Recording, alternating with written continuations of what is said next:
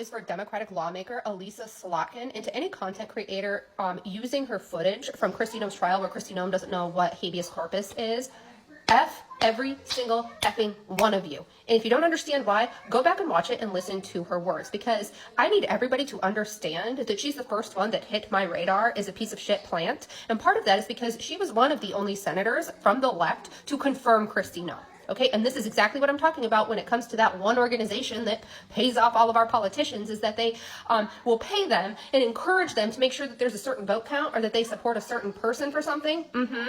And then they rotate them out. So then what they get to do is say, oh, well, look at me. I really owned her in a hearing. Bitch, you fucking put her there. You fucking put her there. And the reason you disgust me the most is because a lot of the intricacies into why Noem is such a fucking piece of shit failure is because she's a sociopath racist with a horrific past, with a shitload of pending litigation. And I don't anticipate that much of the people in the legislature are going to be smart enough to do the intricate work that, I don't know, somebody like myself has done to uncover all of these things over 2 years. But girl, you were in the CIA. You knew she was racist, you knew she was anti-immigrant, and you knew that she would do anything in her power to make sure that certain things happened overseas, certain things that you're paid to make sure happen. And why else do you disgust me to my effing core is because your granddaddy swam away from fascist Nazis, all right, to come to the United States to sell his shitty fucking hot dogs that are making everybody sick. Okay, are you gonna have a problem with RFK? Because he's gonna regulate that shit. That's what he's gonna do. Those ballpark franks, not gonna fly anymore. They're not gonna be sold to schools. So you got yourself a fucking problem. But to be so uniquely aware of the struggles of immigrants, and then to sit there and confirm Kristi Noem and then sit there like you fucking ate in that hearing, bitch, fucking disgusting.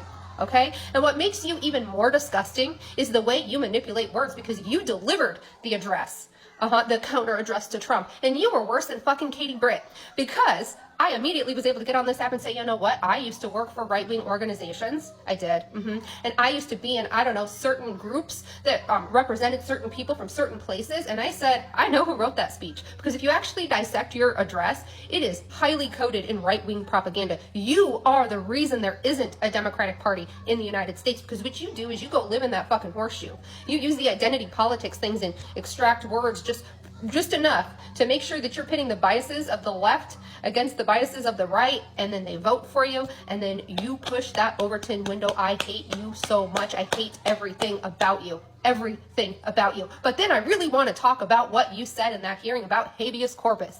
You continue to deliberately use a word to pull in the right just enough and pull in the left just enough to make it think like you're some fucking civil rights person.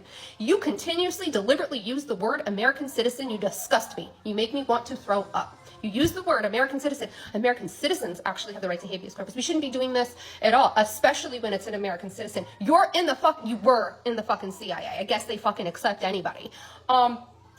No, it's everybody within the United States. And you briefly mentioned that, but you make sure that your language is just so that you could go ahead and pull a fucking Tulsi Gabbard in a couple years and go sign missiles in fucking Israel. But don't worry, you're probably not going to have to fucking do that, because Gaza's going to be a goddamn resort, and we already gave them the Moab. So while you're sitting here pretending like we can negotiate with Israel, I will remind you of something: you cannot negotiate with a country that you already gave a Moab to. Fetterman, I hate you too. Tim Kaine, I hate you too. Maggie Hassan, getting your little clips. Did you get your little clips at the hearing? You voted for it.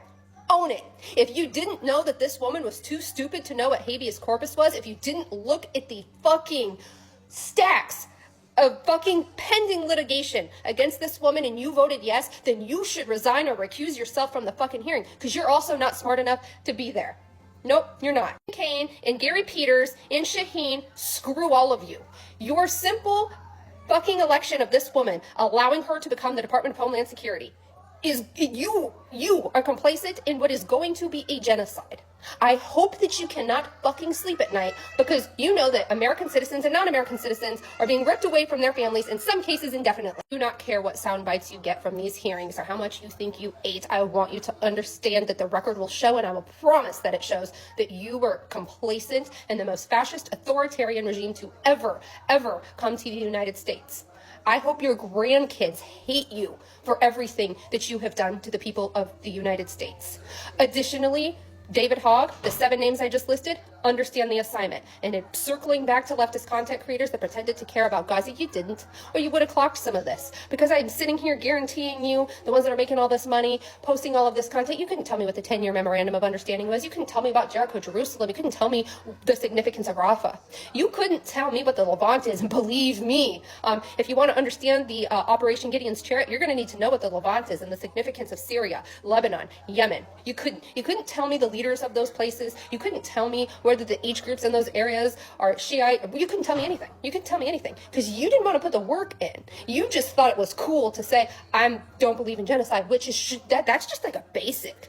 That's just like a basic part of being a human being. You didn't want to put the work in. You didn't want to contribute to anything. You wanted to make content, which did nothing but exploit Black and brown suffering, and was uniquely responsible for getting some of these people into office. You couldn't tell me right now what the major risk is with Iran. You couldn't tell me what location they're most likely about to use the Moab on.